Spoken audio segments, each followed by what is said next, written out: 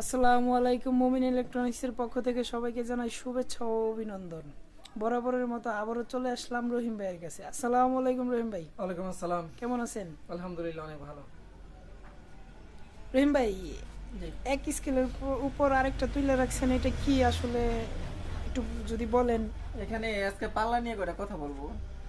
আসলে এই ডিজিটাল পাল্লাগুলোর মধ্যে কিছু টেলিভিশন বলা হয় না, কিংবা যারা পাল্লা নিয়ে দাদাগিরি করতেছে এই লোকগুলো খুব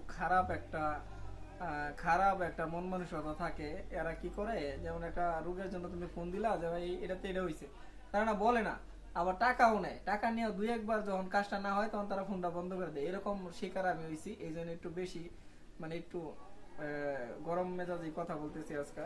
বিষয়টা আমি একটু তোমার বলি। এই একটা পাল্লা, এই যে একটা সার্কিট, এই যে একটু দেখাও, এই সার্কিটটা ধরো, এই পাল্লাটা নিয়ে তুমি স্কেলে ওজন কোনো শো করতেছে না, পাল্লাটা স্টার্ট হয়। সেই ক্ষেত্রে তুমি এই সার্কিটটা তো অবশ্যই কিনে আনবা। তোমার একটা খেয়াল হইলো যে সার্কিটটা সম্ভবত নষ্ট, যত মাপ দেখাইতেছে না।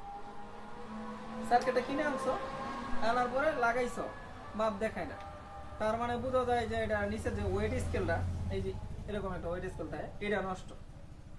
তো বাস ভালো কথা, এই ওয়েট স্কেলটা তুমি যে দোকান থেকে কিনে আনলা, এই দোকান থেকে তুমি যদি এই সার্কিটটা দেখাও যে ভাই এই সার্কিটটা আমার একটা এত কেজি ওয়েট স্কেল দেন, তখন তারা দিল।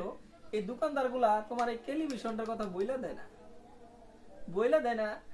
এই ওনারা কি করে, এই সার্কিটটা কিনে না বিক্রি করে নেয়। এখন তুমি যে এই সার্কিটটা কিনে না ম্যাচিং করবে একটা টেলিভিশন আছে, তুমি যদি ওই দোকানদার যার কাছে সার্কিটটা কিনে আনছো সে যদি না বইলা দেয়, সে তুমি লাগাই আর কিছু করতে পারবো না, ফালাই দেওয়ার মতো।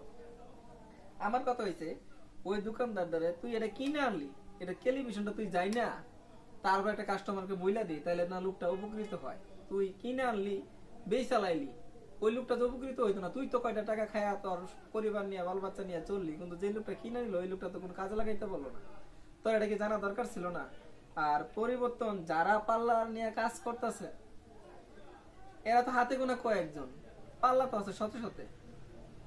যারা এই এই ধরনের যারা ভিডিও ছাড়তেছে তারা অনেক গোপন রাখে। কে গোপন রাখবি? কে তোরা ইউটিউব চালাইতেছ, মানুষের উপকার যদি করতে না পারো তাহলে তোরা ভিডিও গুলো করো শিখে।